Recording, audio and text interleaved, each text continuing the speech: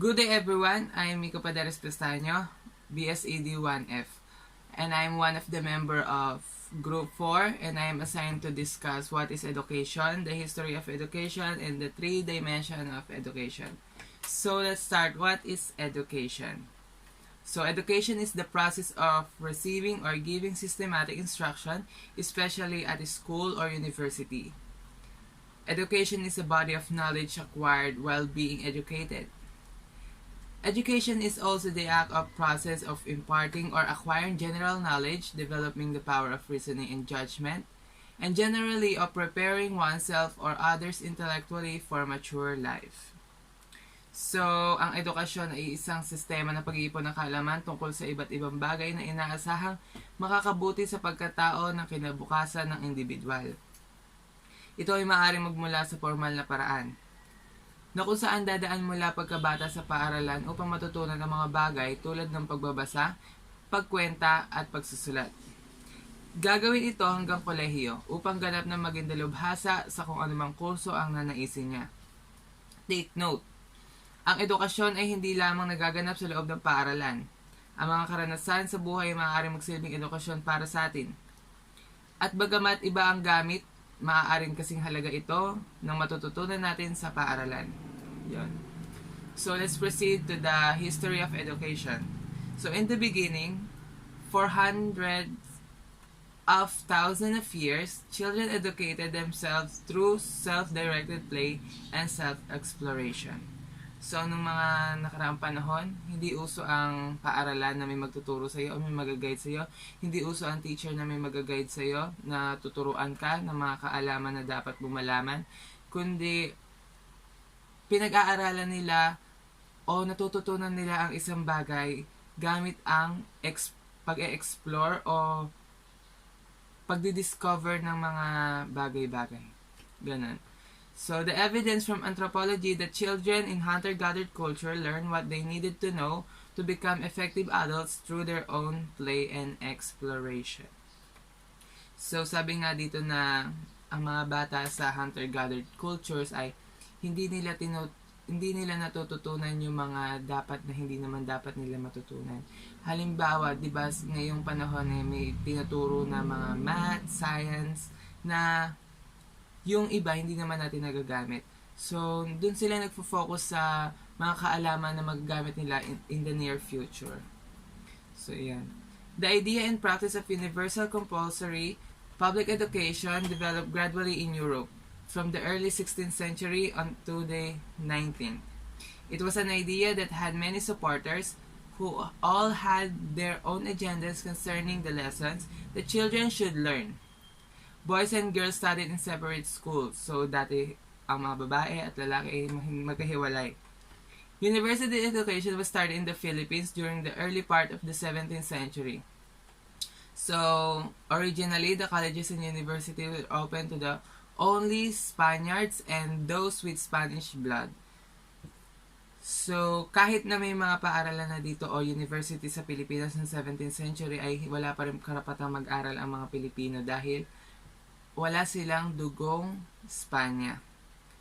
So, it was only during 19th century. So, 19th century na sila simula nung pinayagan na silang mag-aral o pumasok sa paaralan. In ancient Philippines, children were given the rudiments of education such education was both academic and vocation.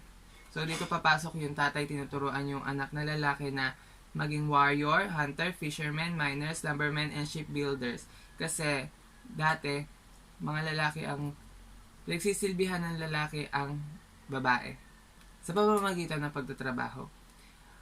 Sa part naman ng magulang, ang ginagawa nila sa anak nilang babae ay tinuturuan na mag-cooking, gardening, serving, and other household arts. So, ang mga nanay naman noon ay pinagsisilbihan ng mga tatay sa mga gawaing bahay. So, it is said that in ancient Panay, there was a barangay school called Botoan. Under the charge of the teacher, usually an old man, the subjects taught to the children in this barangay school were reading, writing, arithmetic, use of weapon, and lumbus. So, dati, hindi talaga mawawala yung mga yung ituturo sa inyo yung mga paggamit ng mga weapon, ganun. Kasi, para maging handa sa mga mangyayari. So, mag-proceed tayo sa timeline ng edukasyon sa ilalim ng Republika ng Pilipinas. Sa taong 1946 na ibalik sa Pilipinas ang pagpapatakbo ng edukasyon. Sa taong 1972 naman ay naging Department of Education, Culture, and Sports ang agency. Noong 1947 naman ay nabuo ang Department of Education at gumawa ng mga dapat gawin sa pangpubliko at pribadong paaralan. Sa taong 1994 ay hiniwalay ng pamahalaan ang para sa kolehiyo, tinatawag ito na CHED o Commission on Higher Education. At sa mga pambokasyonal naman ay ang pagtatatag ng TESDA. So sa pag-aaral ng estruktura ng edukasyon, 6 na taon sa elementarya, 4 na taon sa high school at 4 o 5 taon sa kolehiyo o depende sa kursong kinuha. Sa taong 2012 ay 2013 ay inilunsad ang K-12 na sistema. So pinag-aralan kung ano ang mga issue sa K-12. Sa una ay nahirapan ng mga mamamayang Pilipinas sa sistemang ito. Nahirapan na intindihin. Dahil sa bagong sistema, marami ang naguguluhan na magulang at nag-aalala dahil sa 2 taon, idadagdag dahil dito ay mas maraming gastos at matagal na pagtatapos ng mga mag-aaral.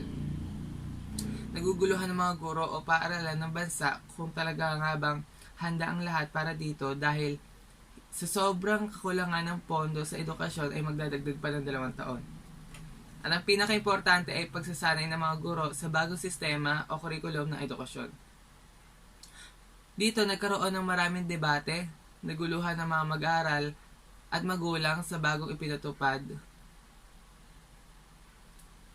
sa bagong sistema pinatupad.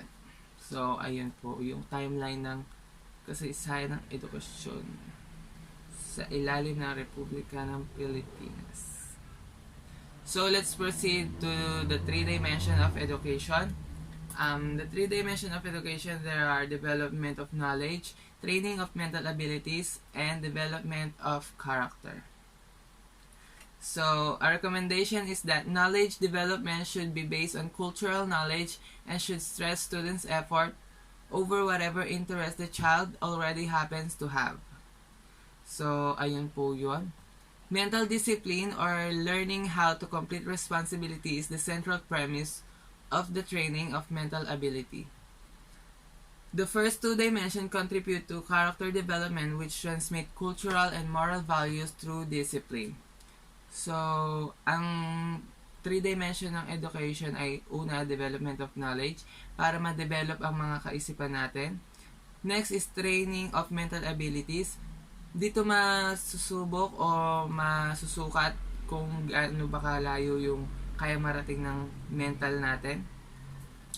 At development of character. So, pag na-develop mo yung knowledge mo, kung may natutunan ka, kung na-train mo yung mental abilities mo, doon magkakaroon ng developmental of character. So, always remember that education is based on the premise that knowledge does not give rise to a culture's character, but rather the character of a culture give rise to its knowledge and direction. So, thank you very much for listening. This is MICOH Paderes Pestanyo, BSED 1F, saying thank you.